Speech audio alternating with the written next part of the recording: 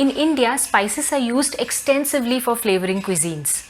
Indian cuisines are relished all over the world owing to their rich and spicy flavors. Do spices have benefits other than just adding flavors to a dish?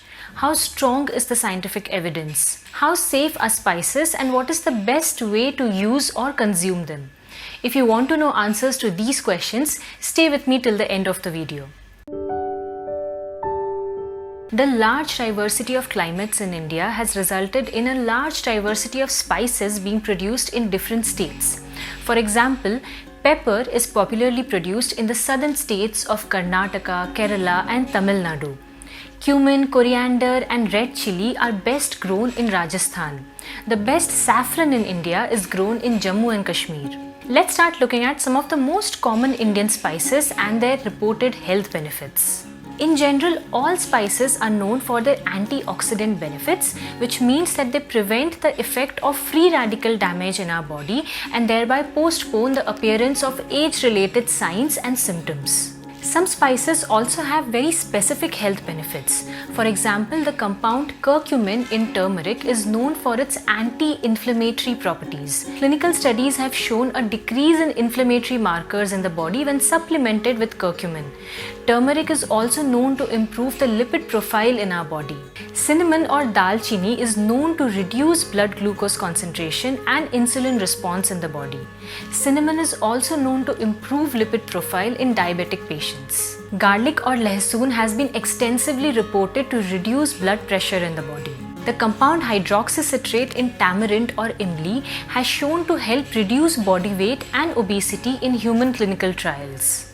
Cumin seeds or jeera have hypoglycemic effect and they help reduce blood glucose levels. Fenugreek or methi has also shown the ability to reduce blood glucose levels as well as blood lipid levels. Coriander or dhania reduces plasma cholesterol and LDL cholesterol. Ginger or adrak has been studied for a variety of health promoting effects like treating diarrhea, indigestion, nausea or an upset stomach. Cardamom or elaichi is known to reduce blood pressure. Some other spices that have been sparingly studied for their health benefits include black mustard or rye that reduces postprandial glucose, black pepper or kali mirch that is known to induce thermogenesis and has potential to reduce obesity, nutmeg or jaifal that has been known to prevent atherosclerosis in hypercholesteremic subjects. Other than scientific studies and scientific evidence, a lot of benefits about Indian spices has been passed down through generations via oral tradition. For example, curry leaves are known to prevent hair loss and thinning of hair. Ginger, especially in its dry form, also known as sondt, is known to help cure throat infections and lung problems. Nutmeg powder when added to milk helps in boosting skin health, while methi seeds are recommended to lactating women. Asafoetida or hing can prevent bloating, while carom seeds or ajwain help in better digestion of food and prevents acidity. Cardamom has been long used to freshen up our breath and improve oral health. Let's move on to safety of spices. Although spices have amazing health promoting and antioxidant properties, spices also have the ability to produce adverse gastrointestinal problems and acidity when consumed in excess or in concentrated forms like tablets, pills or powders. Some spices, for example fenugreek or methi, have estrogenic properties and they might cause hormonal problems in the body if consumed in excess.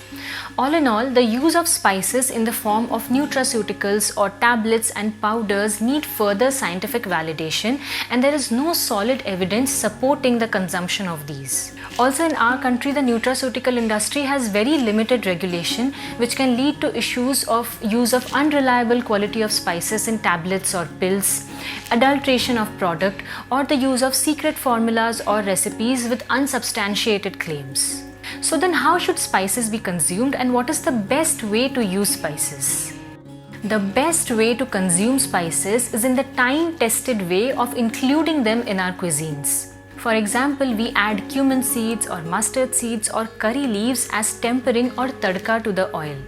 Turmeric is used in curries, gravies or even as turmeric milk. Nutmeg powder is added in small amounts to kheers or laddus.